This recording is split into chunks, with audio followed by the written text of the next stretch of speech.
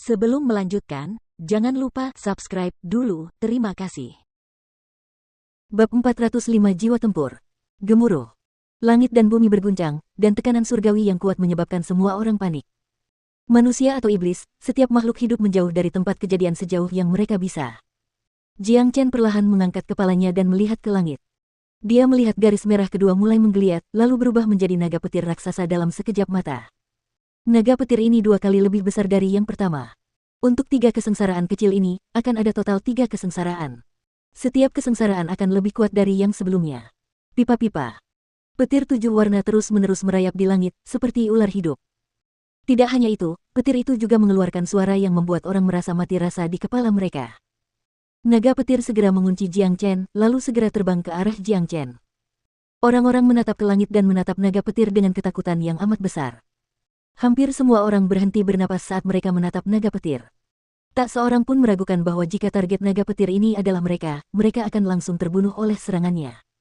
Tak mungkin ada hasil kedua. Astaga, plus. Mata Jiang Chen berbinar. Tepat saat naga petir mulai bergerak ke arahnya, dia melirik Bao Shanxiong. Tidak bagus. Bao Shanxiong merasakan firasat buruk dan segera terbang ke kejauhan. Dia tahu niat Jiang Chen, dan jika dia tidak melarikan diri tepat waktu, dia akan mengikuti jejak Yun Zhonghe. Terlambat, Jiang Chen berkata dengan nada dingin. Tubuhnya berkelebat, dan dia menyerang Bao Shanxiong yang terbang menjauh secepat yang dia bisa. Meskipun Bao Shanxiong adalah seorang pejuang jiwa tempur akhir, Jiang Chen sudah sangat dekat dengan alam jiwa tempur. Dengan kemampuannya yang luar biasa, Bao Shanxiong sama sekali bukan tandingannya, apalagi dalam hal kecepatan. Ledakan. Naga petir kedua bertabrakan dengan Bao Shanxiong yang telah dikejar Jiang Chen.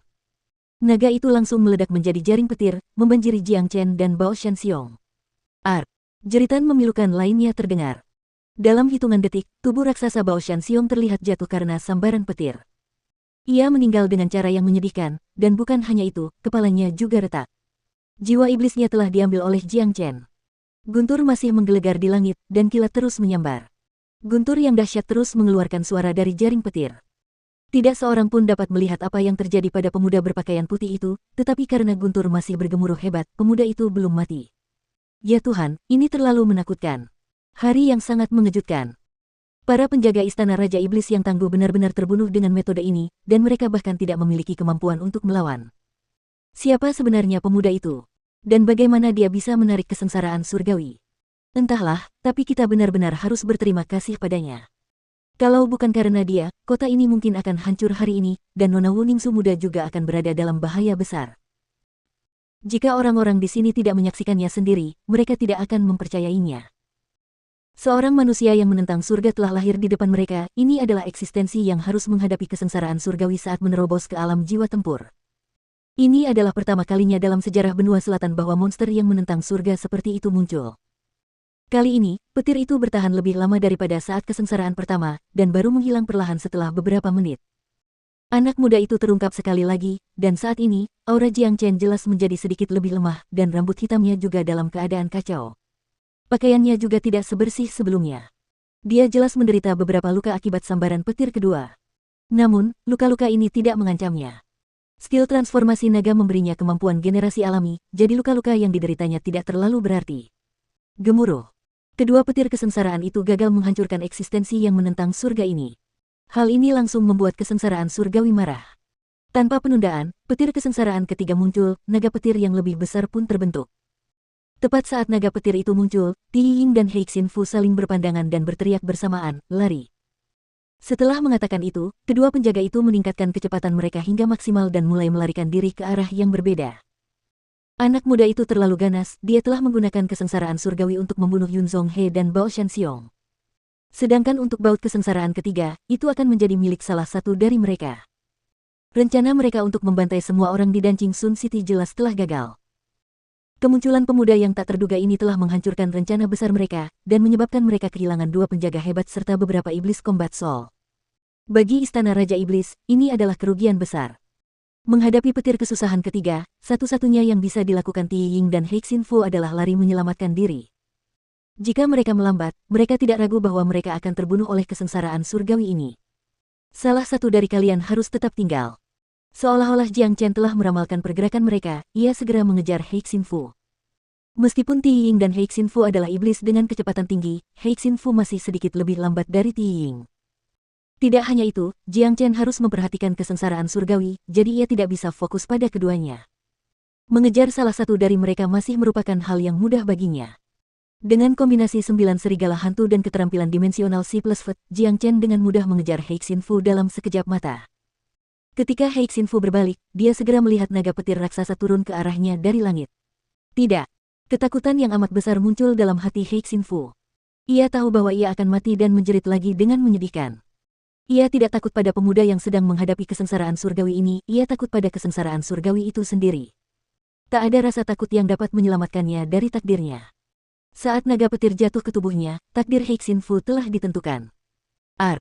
Tidak mengherankan, He Xinfu menjerit kesakitan saat ia meninggal dengan mengenaskan di lautan petir. Jiwa iblisnya digali paksa oleh Jiang Chen. Itu adalah jiwa iblis Latte Combat Soul lainnya, dan itu akan membawa banyak manfaat bagi Jiang Chen. Di sisi lain, Ti Ying menciutkan lehernya saat melihat He Xinfu telah terbunuh. Tanpa ragu, dia berteriak keras, dan langsung berubah menjadi wujud aslinya, elang bersayap besi. Setelah itu, dia terus terbang ke kejauhan, menghilang dari tempat kejadian. Kamu. Setelah kematian 3 penjaga agung dan pelarian Ti Ying, semua iblis mulai melarikan diri dari kota dengan panik. Mereka terus meningkatkan kecepatan, takut jika mereka terbang sedikit lebih lambat, mereka akan terbakar oleh kesengsaraan surgawi. Dari keempat penjaga agung, 3 di antaranya tewas, dan 1 melarikan diri. Perang tak dapat dilanjutkan lagi. Sejak pedang emas raksasa itu muncul, semangat juang para iblis semakin melemah seiring berjalannya waktu. Menghadapi situasi saat ini, jika mereka terus bertarung, itu tidak akan mengakibatkan kehancuran kota matahari menari, tetapi istana Raja Iblis. Para iblis dari istana Raja Iblis ini datang dan pergi dengan cepat. Hanya dalam beberapa saat, tidak ada lagi iblis yang hidup di kota itu, kedamaian akhirnya kembali. Namun, keadaan belum sepenuhnya damai, karena lautan petir masih bergemuruh di langit di atas. Para iblis telah melarikan diri, dan kota matahari terbit telah diselamatkan dari kehancuran. Wajar saja jika orang-orang mulai bersorak karenanya, tetapi tidak ada yang bersorak, karena semua orang menatap lautan petir, termasuk Wu Ningzu dan San Ying. Di dalam lautan petir itu ada pahlawan masa kini. Tanpa dia, kota itu akan hancur. Saat ini, semua orang dapat merasakan bahwa petir kesusahan ketiga ini jelas jauh lebih kuat daripada 2 petir sebelumnya. Mereka bahkan tidak dapat membayangkan bagaimana anak muda itu dapat menahan kekuatannya yang dahsyat, mereka semua khawatir terhadap pahlawan mereka.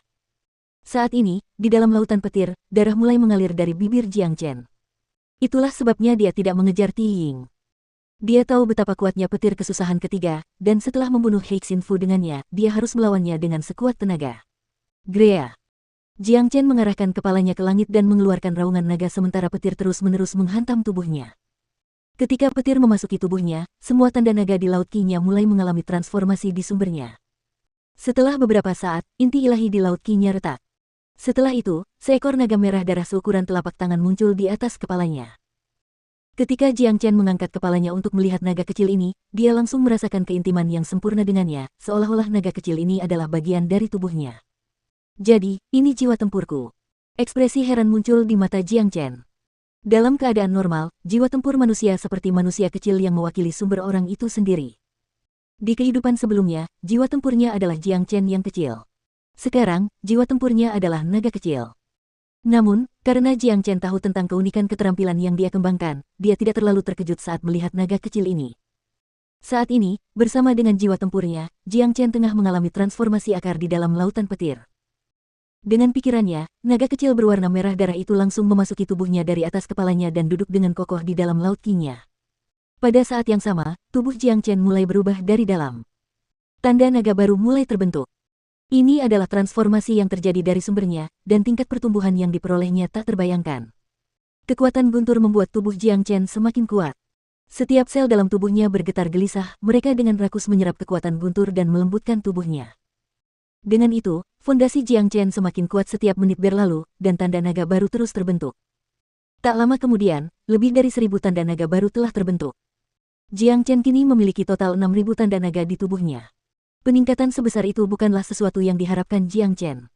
Bahkan dengan semua itu, guntur belum berhenti memberinya manfaat. Tanda naga baru terus terbentuk, dan saat ini, Jiang Chen hanya berharap kesengsaraan surgawi berlangsung lebih lama. Semakin lama berlangsung, semakin baik baginya.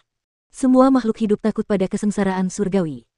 Oleh karena itu, sangat jarang menemukan orang seperti Jiang Chen yang menginginkan kesengsaraan surgawi berlangsung lebih lama. Setelah tubuhku ditempa oleh kekuatan guntur, fondasiku menjadi jauh lebih kuat. Aku hanya perlu memanfaatkan kesempatan ini untuk menyerap ketiga jiwa iblis ini. Dengan begitu, aku dapat meningkatkan kultivasiku ke tingkat puncak. Mata Jiang Chen berbinar. Dia lalu membalikkan telapak tangannya, menyebabkan tiga jiwa iblis muncul.